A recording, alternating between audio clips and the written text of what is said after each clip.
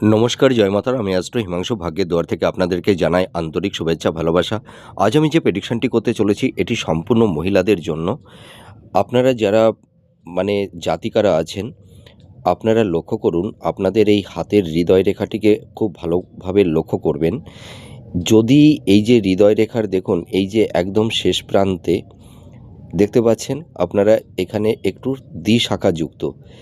এই হৃদয় রেখায় যদি এই যে হৃদয় রেখার এই যে লাস্টের দিকে এটা আমাদের বুধের স্থান।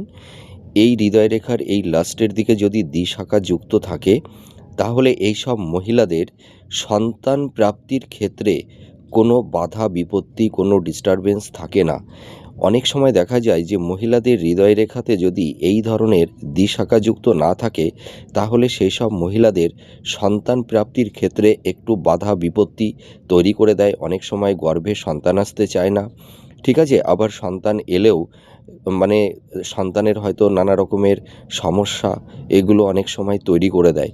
তো আপনারা আপনাদের হৃদয় রেখাটি মিলিয়ে দেখুন, যদি আপনাদের হৃদয় রেখা এই লাস্টের দিকে যদি দ্বিশাখাযুক্ত থাকে, তাহলে দেখবেন আপনাদের সন্তান প্রাপ্তির ক্ষেত্রে কোনো বাধা বিপত্তি তৈরি হবে না। নমস্কার, জয় মাতারা।